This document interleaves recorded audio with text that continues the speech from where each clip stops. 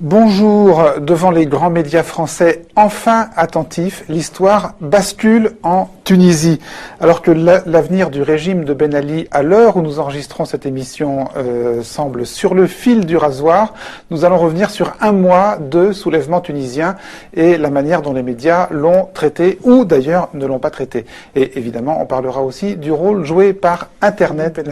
Vous êtes président du mouvement Birsa, qui est un mouvement de jeunes Tunisiens opposants. Moi, je ne dis pas que Ben Ali doit partir, parce que en tant que citoyen et jeune Tunisien, je crois que les cartes doivent être mises dans les mains du peuple tunisien. Et il n'y a pas d'appel à faire au président Ben Ali pour lui dire qu'il faut qu'il parte ou qu'il ne parte pas. Je crois qu'il, depuis 23 ans, il a été sourd à toutes les demandes du peuple, et je suis absolument persuadé, même aux demandes de ses conseillers ou de gens qui étaient assez raisonnables pour lui demander de partir. Je crois qu'aujourd'hui, il faut redonner la souveraineté au peuple. Il faut vraiment remettre les cartes dans les mains du peuple. Au-delà de la formule, ça veut dire quoi? Ça veut dire organiser quoi? Une élection présidentielle, des législatives? Faut faire un référendum? Faut faire quoi? Redonner la parole au peuple? C'est-à-dire que là, on est dans une position. Ben Ali est un boxeur qui a été un tout petit peu surpris, qui est dans les cordes et qui est sonné. Bon. Et comme tout boxeur, il cherche à gagner un tout petit peu de temps, et il nous refait exactement comme vous avez dit. Et vous le lui accordez alors? Ah non, absolument pas. Ah non. Nous, on n'appelle pas Ben Ali à partir, on appelle le peuple, et dont je fais partie, à chasser le président Ben Ali. Ah, c'est vraiment très différent. D'accord, c'est absolument différent. Non, c'est plus clair comme ça. Oui, mais non, je vous avais mal compris au début. Voilà, c'est-à-dire que il n'y a rien à demander à un tyran. Il faut demander à un peuple. Quand vous me dites qu'est-ce qu'il faut faire maintenant, je pense qu'il faut parler, si vous voulez, de façon à faire un vrai contrat social. Si vous me permettez, d'un trait, mais c'est vraiment important, c'est que quand Bourguiba est venu en 56, il a fait un contrat social tout seul avec le peuple. C'est-à-dire qu'il a décidé, il a dit je décide tout ça pour les Tunisiens. C'était des mesures progressistes, certes, mais qui n'ont jamais été prises dans la concertation. Ben Ali a fait la même chose avec des leaders de l'opposition ou des gens qui se sont considérés comme étant des leaders de l'opposition. C'est vrai que j'ai entendu que certains partis d'opposition avaient rencontré Ben Ali ou iront le voir. Alors, je pense qu'on peut le mettre au conditionnel, mais en tout cas, si c'est le cas, moi, je peux m'étonner que les mêmes personnes qui sont parties signer un pacte national avec Ben Ali en 88 reviennent aujourd'hui. Le régime, si vous me permettez de continuer, a censuré, n'a pas hésité à censurer des pages. C'est-à-dire que moi, ma page Facebook est censurée en Tunisie, et dès que vous êtes contre le régime, votre page est censurée. Là où il est très difficile de contrer Facebook. Et c'est pour ça que Facebook a été une révolution en Tunisie. C'est que ma page peut être censurée en Tunisie. Si j'ai un ami expatrié qui peut avoir accès à mon profil et qui voit une vidéo qui est intéressante, il peut la partager, il peut la mettre sur son profil à lui qui n'est pas censuré. Et du coup, des gens de Tunis peuvent voir la vidéo et la partager eux-mêmes. C'est-à-dire, excusez-moi, ce qui était censuré, c'était la consultation de certains comptes Facebook bien choisis en Tunisie, mais en revanche, le compte lui-même n'était pas censuré et vous pouviez continuer à alimenter votre... Le compte est censuré et non piraté, c'est-à-dire qu'il est, comme vous dites, non consultable à partir de la Tunisie. Mais vous pouviez y mettre tout ce que vous vouliez. Absolument. À destination parce que, vous savez, on a eu tendance, nous, Tunisiens, je vais vous donner le point de vue tunisien, à beaucoup attendre de la presse française. C'est-à-dire que quand on parle entre amis en Tunisie, alors est-ce que Le Monde a fait quelque chose sur ce qui se passe en Tunisie? Est-ce que Libé a fait quelque chose? Est-ce qu'on en a parlé à la télé? Et il y avait ce sentiment, un genre de fatalisme qui voulait dire qu'on peut nous rien faire sur place et que les médias français et étrangers, et surtout français, se chargeront de communiquer sur ce qui se passe chez nous. Et là où moi je vois une vraie révolution, plus qu'une révolution médiatique, mais une révolution journalistique et démocratique, c'est que les gens ont pris leur smartphone, ont pris leur portable et ont commencé à faire du journalisme citoyen.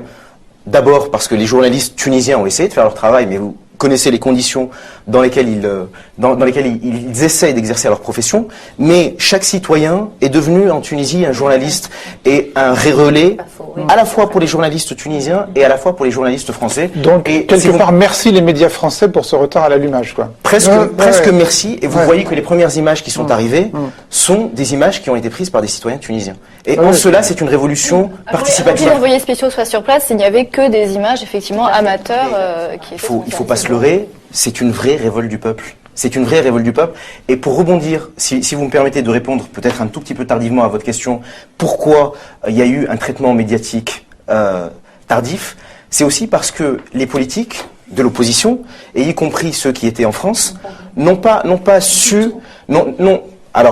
d'abord été à l'origine de ce qui se passait, mais ont pensé que ça allait se terminer et n'ont pas canalisé le mouvement et n'ont pas pris le mouvement. Les hommes politiques, pour certains, n'ont pas su se positionner. C'est-à-dire qu'ils n'ont pas fait un travail. Ils n'ont pas fait un travail d'homme politique, c'est-à-dire qu'ils ont fait un travail de défenseur des droits de l'homme. Or, il y a des organisations des droits de l'homme, il y a la FIDH, il y a Amnesty, il y a des gens, il y a la Ligue tunisienne des droits de l'homme, dont le travail est justement de dénoncer les actes attentatoires à la liberté, à la dignité, les actes de torture. Excusez-moi, un travail de défenseur des droits de l'homme, c'est pas un travail politique ? La politique ne se résume pas à la défense des droits de l'homme. Certes, mais ça en fait pas partie. Ça en fait partie, mais ça n'est pas que ça. Qu'est-ce qui a manqué alors ? Quand vous faites de la politique, Il a manqué un leadership. Un leadership vous intéresse sur sur la position des autorités françaises. Vous savez, j'aime bien le rappeler, on a eu notre indépendance un 20 mars 1956. Et depuis cette date-là, on est un État, en principe, souverain. Et quand j'entends des amis français ou tunisiens me dire, mais est-ce que tu n'es pas choqué par le silence des autorités françaises ? Je dis non, puisque en quelle qualité les autorités françaises se prononceraient sur la Tunisie ? Moi, j'y crois à notre révolution citoyenne, sincèrement et profondément. Au titre de la communauté internationale et au titre des conventions signées par la Tunisie. Non, il y a un aspect sur lequel, moi, j'insiste. Je comprends très bien que la Tunisie est souveraine et qu'elle ne demande pas. Et les Tunisiens l'ont prouvé qu'ils sont très capables de faire leur propre révolution sans l'assistance de la France. Et des médias français, comme vous disiez. Et des médias français, vous l'avez dit. Mais cela dit, il y a une communauté internationale. Il y a des conventions que nous avons signées. Il faut le respect de ces conventions. Alors, est-ce qu'on peut laisser le jeune homme finir ? Oui, très bien. Si vous me permettez, moi je suis d'accord. Je suis d'accord avec vous. Je crois qu'en Tunisie, on a vraiment besoin d'une révolution. Alors je sais que le terme est fort, mais c'est aussi une révolution des consciences, une révolution citoyenne qui est menée par les citoyens. On a besoin d'un mythe collectif fondateur. Et pour avoir si vous voulez, cette fondation d'une nouvelle République tunisienne, je crois qu'on a réussi à organiser nos propres émeutes, nos propres manifestations, notre propre couverture médiatique. Je ne suis pas absolument persuadé qu'on ait besoin de la communauté internationale. Alors vous êtes dans votre rôle de la présidente de la FIDH. C'est pas un rôle. Non, mais dans votre rôle, dans cette position, mais bien entendu.